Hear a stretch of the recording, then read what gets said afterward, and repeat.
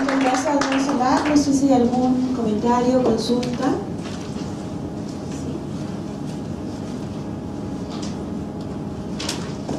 Buenos días, todavía soy Ignacio Ortega, soy de la Academia Nacional de Estudios Políticos y Estratégicos. En realidad me pregunta a todos los panelistas y la señora Oriel Solar, que es del proyecto de Flasco Chile. Me voy al título que dice de este proyecto, proyecto de desigualdades en salud, trabajo y acceso a la seguridad. Entonces, dentro de los temas que se tocan en este proyecto, me imagino, pero lo vi en parte en algunas cosas, se van a tocar el aspecto, porque la mayor desigualdad se produce muchas veces por la falta de educación, y en esa falta de educación, considerando toda América Latina, es un aspecto cultural. Entonces, yo no sé si se hace o se profundiza o se va a profundizar en este proyecto esas diferencias, porque lo hemos visto por lo menos los trabajadores, o la misma persona asesora del hogar que he tenido a veces en mi casa. Por ejemplo, muchas veces el tema de la desigualdad se produce porque, sobre todo los tratos más bajos, no relacionan el tema de previsión. Entonces muchas veces no consideran el tema de seguridad social, salud y ahorro. O muchas veces esa previsión la prefieren aportar para sí mismos y no para un futuro. Entonces yo creo que muchas veces se produce eso, en todo este tema de trabajo, con este tema de desigualdad. Entonces muchas veces el acceso a la salud o seguridad social se produce con un tema de falta de cultura o de las personas de educación, en el sentido de saber la importancia de eso. Entonces, en este proyecto está analizado de cómo mejorar en ese aspecto cultural o educacional para poder mejorar a que esta desigualdad se reduzca, por supuesto. No sé si me entienden la pregunta. Sí, a ver, dos cosas. Bueno, el proyecto en sí no contempla acciones de intervención, ¿no?, con respecto a cambiar lo que nosotros tenemos diagnóstico, por lo tanto, sí van a ser las recomendaciones que son lo que va a ser de la línea base de tener un Estado. Ahora, con respecto específicamente a los ejes de desigualdad, uno de los temas son la educación y el ingreso, ¿cierto?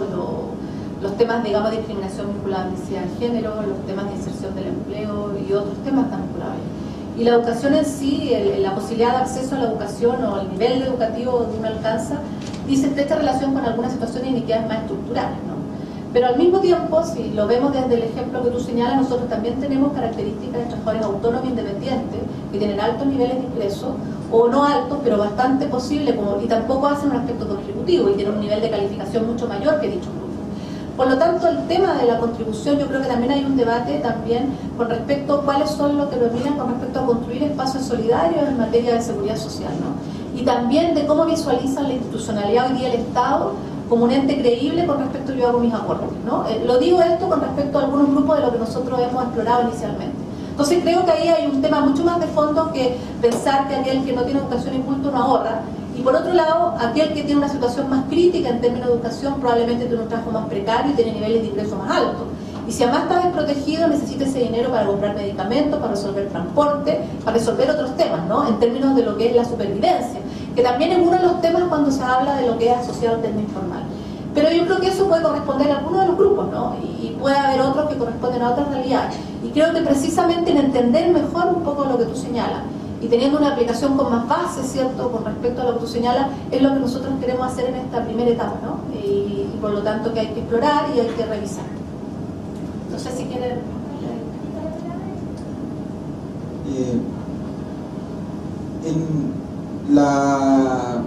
En la primera lámina que pusiste de los resultados de la encuesta de salud de Chile, defines la separación entre formal e informal solo dentro de los trabajadores asalariados.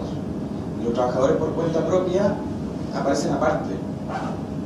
Sí, lo pusimos separado para poder diferenciar que dentro de los informales separar el grupo de lo que eran trabajadores autónomos y no aparecer trabajadores informales como todo el grupo. Nosotros entendemos que dentro del autónomo, cierto, independiente, en términos se incorporan dentro de lo que podemos llamar sector informal. Solo en términos de ejercicio, para decir a qué grupo estábamos refiriéndonos, lo hicimos la separación. ¿Me entiendes? O sea, podemos decir trabajadores autónomos informales y trabajadores asalariados dependientes informales. O sea, en todas las clasificaciones posteriores a esa lámina, cuando decías informales, estaba sumando los trabajadores por cuenta propia con los trabajadores asalariados informales. Sí. Vale, eso era mi... Sí, a excepción de la última que te mostré de mujeres. Vale, ok. ¿Ya? Porque eran sectores específicos dependientes asalariados. Sí. Y tengo otra duda porque me parece muy interesante y asombroso la dimensión del proyecto, que creo que es brutal. Me queda una duda con respecto a los vínculos entre el tema de salud y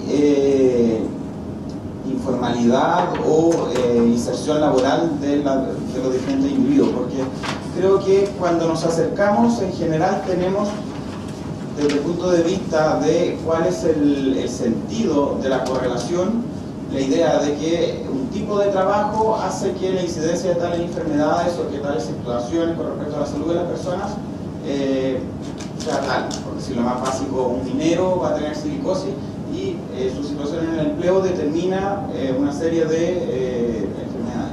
Ahora, creo que la causalidad también en ciertos aspectos puede ser en el otro sentido. O sea, una persona que nació con algún tipo de desorden congénito, en realidad no caminaba bien y eso determinó que se quedara en la casa cosiendo y fuera, digamos, insertada dentro de los sistemas de outsourcing de la maquila mexicana.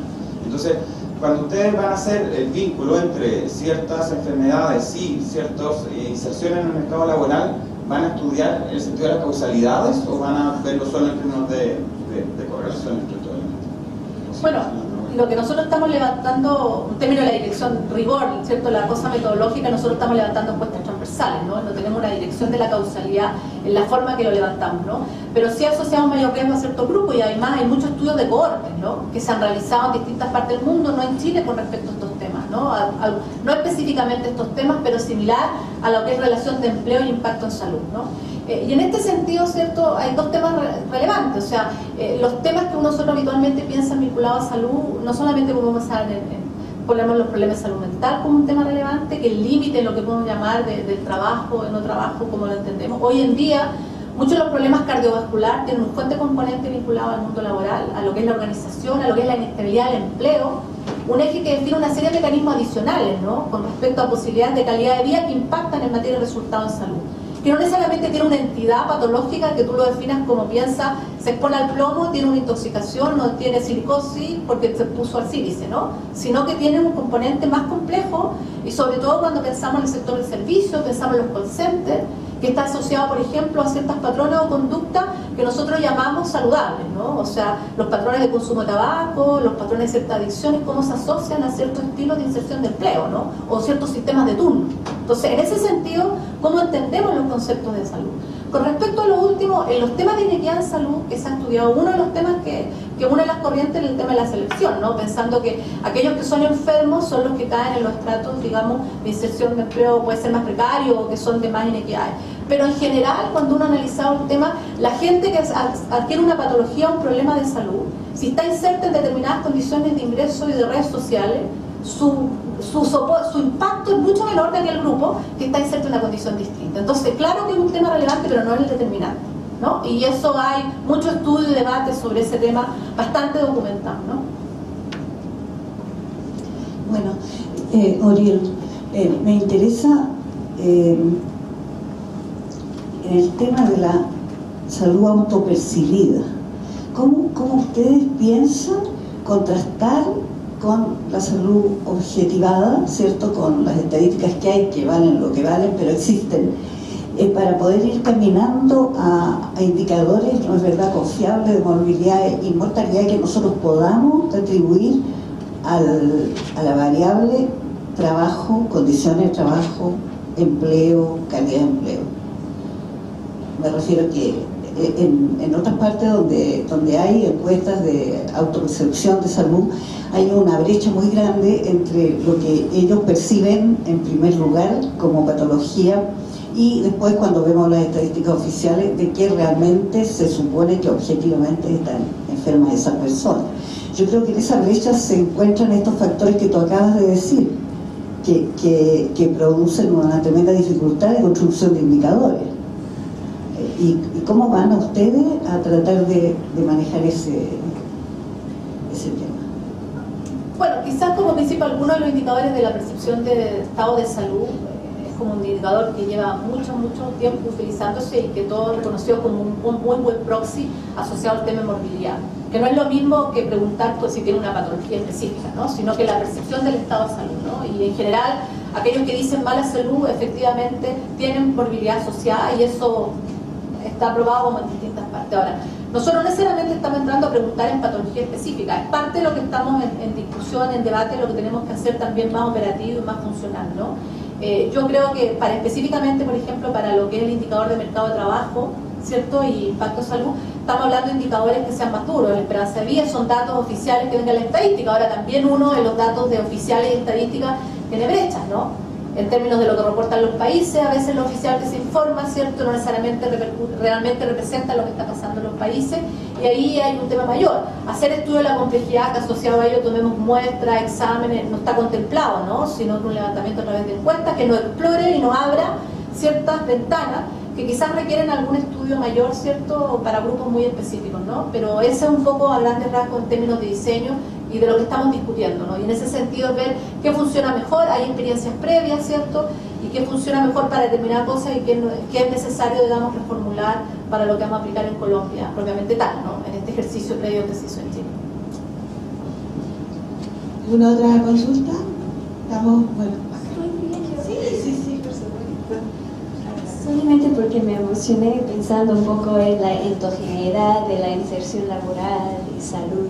Y me da lástima que dos de mis colegas no están aquí porque están de vacaciones, la experta que trabaja en salud y seguridad del trabajo y nuestro experto en VIH-Sida, porque estaba pensando un poco en el concepto, sobre todo que nuestro experto en VIH-Sida maneja de los 3 M's, hombres móviles con dinero, y cómo eso afecta su exposición a ciertos riesgos, su inserción laboral, transporte, minería, por ejemplo, toda esta cultura de inserción laboral y de recreo asociado con hombres móviles con dinero, que puede también ser un factor de riesgo. Espero que en algún momento podamos juntarnos y que ellos puedan estar parte de estas conversaciones porque estarían sumamente interesantes. Gracias. Bueno, muchas gracias a todos, así que los invitamos a un cóctel, a que nos acompañen para seguir compartiendo. Muchas gracias.